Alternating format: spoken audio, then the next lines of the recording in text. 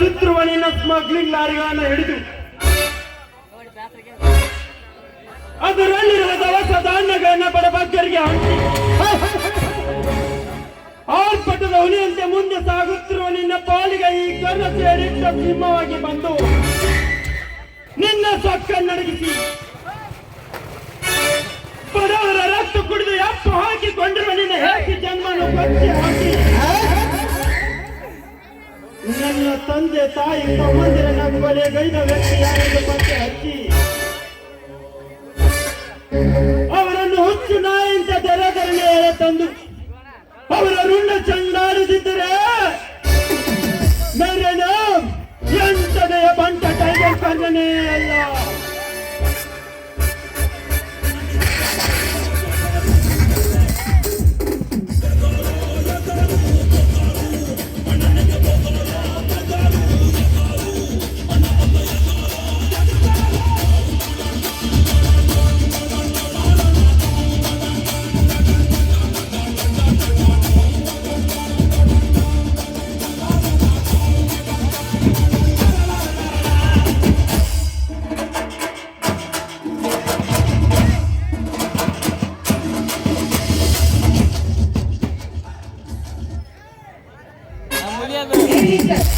ಎದುರಿಗೆ ಈ ಶ್ರೀಮಂತ ಕುಮಾರಿ ಬರುದು ಕಾಣಿಸುತ್ತಿಲ್ಲ ನಿನ್ನ ಕಣಿಗೆ ಸ್ವಲ್ಪ ದಾರಿ ಬಿಟ್ಟು ನಿಲ್ಕೊ ರಾಜ್ಕರ್. ನೀನು ಶ್ರೀಮಂತ ಕುಮಾರಿ ಆದರೇನು ಲಂಡನ್ನಿನ ರಾಣಿ ಆದರೇನು ಈ ಕರ್ಣನಿಗೆ ದಾರಿ ಬಿಡು ಎಂದು ಹೇಳುತ್ತಿರುವ ನೀನ್ಯಾರಲೇ? ನಾನ್ಯಾರು ಗೊತ್ತಾ? ಇಲ್ಲಿ ಆಂಡವ ಢಾನ್ಗಳನ್ನೇ ಬೆರಳಿನಲ್ಲಿ ಆಟ ಆಡುತ್ತಿರುವ ಈ ಊರ ಶ್ರೀಮಂತ ಸಿಂಹನ ತಂಗಿ ನಾನು. ನೀ ಊರಲ್ಲಿ ಶ್ರೀಮಂತನ ತಂಗಿ ಆದರೇನು ಹೋಮ್ ಮಿನಿಸ್ಟರ್ ತಂಗಿ ಆದರೇನು? ಏ ಲड़की तुम्हारा नाम क्या बोलो?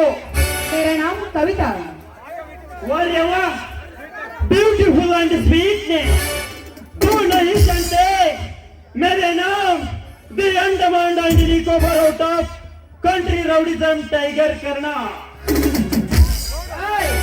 ನೀನು ಕರ್ಣನಾದ್ರೂ ಆಗಿರು ಕರ್ಣಪತಿ ಆದ್ರೂ ಆಗಿರು ಈ ಕವಿತೆಯನ್ನು ಕನಕ ಬೇಡ ಸುಮ್ಮನೆ ದಾರಿ ಬಿಟ್ಟು ನೀನು. ಈ ರೌಡಿಗಳ ದೊರೆಯಾದ ಈ ಕರ್ಣನಿಗೆ ಇಷ್ಟೊಂದು ದಿಟ್ಟವಾಗಿ ಮಾತನಾಡಿದೆಯಾ ಬಣ್ಣ ಹೆಣ್ಣೆ? ಏ ಕರ್ಣ ಒಳ್ಳೆ ಮಾತಿನ ಹೇಳ್ತಾ ಇದ್ದೇನೆ ನೋಡ, ಮರ್ಯಾದೆಯಿಂದ ಸುಮ್ಮನೆ ಇದ್ರೆ ಸರಿ, ಇಲ್ವಾದ್ರೆ ನನಗೆ ಹೇಳಿ ನಿನಗೆ ಸರಿಯಾದ ಶಿಕ್ಷಣ ಕೊಡಿಸಬೇಕಾಗುತ್ತದೆ.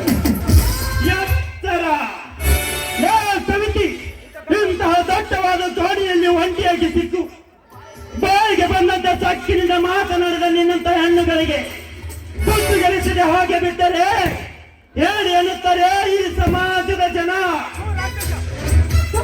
ರಾಕ್ಷಸ ಒಳ್ಳೆ ಮಾತಿಂದ ಹೇಳ್ತಾ ಇದ್ದೇನೆ, ಸುಮ್ಮನೆ ಹೊರಟು ಹೋದ್ರೆ ಸರಿ, ಇಲ್ವಾದ್ರೆ ಇದೇ ಪಿಸ್ತೂಲ್ ನಿಂದ ನಿನ್ನನ್ನು ಮಾತನಾಡಿಸಬೇಕಾಗ್ತದೆ. ಸತ್ತರೂ ಮೀಸೆ ಬಾರದಿರುವ ನಿನಗೆ ಇಷ್ಟೊಂದು ಸಕ್ಕಿರಬೇಕಾದರೆ ಇನ್ನು ಬೇಡ ಬೇಡ ಎಂದು ಮತ್ತೆ ಮತ್ತೆ ಬರುತ್ತಿರುವ ಈ ಅಂತ ನೀನಾಗೆ ಬಂದು ಈ ಕರ್ಣನ ಗಲ್ಲಕ್ಕೆ ಮುತ್ತಿಟ್ಟರೆ ಸರಿ, ಇರದಿದ್ದರೆ ನಿನ್ನನ್ನು ಹೊಟ್ಟೆಲ್ಲ ಎನಿಸಿಬಿಟ್ಟೆನು.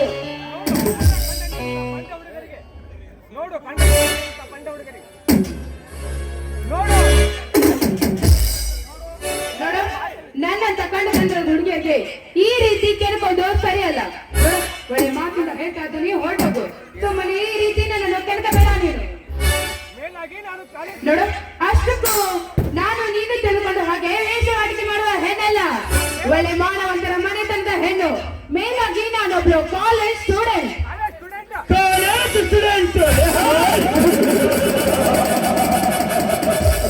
ಕವಿತಾ, ಕಾಲೇಜಿಗೆಂದು ಹೋದಂತೆ ಹೆಣವಾಗಿ ಪೊದೆಯಲ್ಲಿ ಸಿಕ್ಕಳಂತೆ, ಪ್ರಾಣ ಹೋಗುವವರೆಗೂ ಕಿರುಚಾಡಿದಳಂತೆ. ಎಳೆದಾಡಿದರೇನೋ ಆಕೆಯ ಬೀದಿ ನಾಯಿಯಂತೆ, ಅಟ್ಟಹಾಸ ಮೆರೆದರು ರಕ್ಷಸರಂತೆ,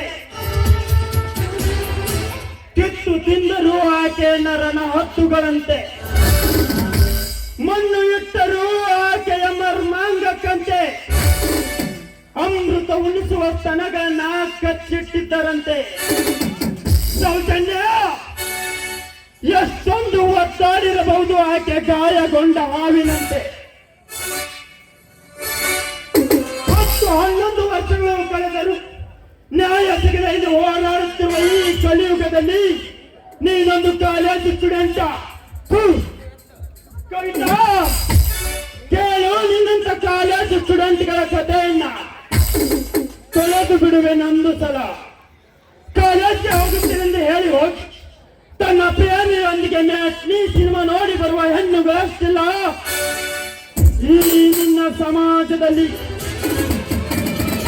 ಕವಿತಾ, ಪಿಕ್ನಿಕ್ಗೆ ಹೋಗುತ್ತೇನೆಂದು ಹೇಳಿ ಹೋಗಿ ತನ್ನ ಮಿಂಡನೊಂದಿಗೆ ಪಾರ್ಕ್ನಲ್ಲಿ ಬಿತ್ತು ಹೊರಳಾಡಿ ಬರುವ ಹೆಣ್ಣುಗಳಷ್ಟಿಲ್ಲ ಈ ನಿನ್ನ ಕಲಿಯುಗದಲ್ಲಿ.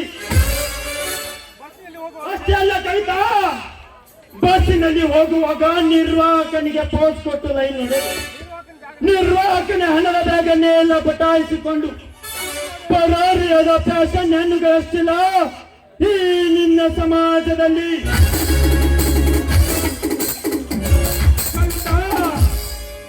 ನಿಟ್ಟೂರಿನಲ್ಲಿ ಕಲಿಯಲಿದ್ದರೆ ತನ್ನ ಪ್ರೇಮಿಯೊಂದಿಗೆ ತಿರುಗಾಡಲು ತೊಂದರೆಯಾಗುತ್ತದೆ ಎಂದು ಹೇಳಿ ಸಿಟಿಯಲ್ಲಿ ಕಲಿಯಲಂತ ಇತ್ತು ಹೊಟ್ಟೆ ಊಪಿಸಿಕೊಂಡು ಬರುವ ಹೊಲಸು ಹೆಣ್ಣುಗಳಷ್ಟಿಲ್ಲ ಈ ನಿನ್ನ ಸಮಾಜದಲ್ಲಿ.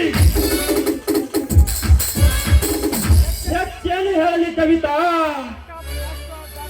ತವರು ಮನೆಯಿಂದ ಗಂಡನ ಮನೆಗೆ ಹೋಗುವಾಗ ಮಿಂಡನಿಗೆ ಬಾ ಎಂದು ಹೇಳಿ ಕರೆಸಿಕೊಂಡು ಗಂಡನಿಂದ ಹಾಲು ತರಿಸಿ ಮಾವನಿಂದ ಸಕ್ಕರೆ ತರಿಸಿ ಹಾಲು ಸಕ್ಕರೆಯನ್ನೇ ಬೆರೆಸಿ ಮಿಂಡನಿಗೆ ಕುಡಿಸಿ ಕಳಿಸುವ ಹೆಣ್ಣುಗಳಷ್ಟಿಲ್ಲ ಈ ನಿನ್ನ ಗಂಡುಳ್ಳ ಗರಾತಿಯರ ಸಮಾಜದಲ್ಲಿ.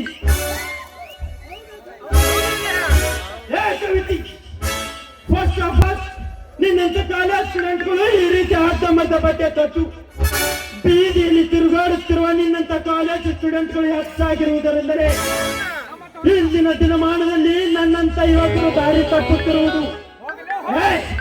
ಹೋಗಲೇ ಹೋಗು, ನೀನ್ಯಾವ ಕಾಲೇಜು ಸ್ಟೂಡೆಂಟು, ನೀನ್ಯಾವ ಗರತಿ ಹೆಣ್ಣು?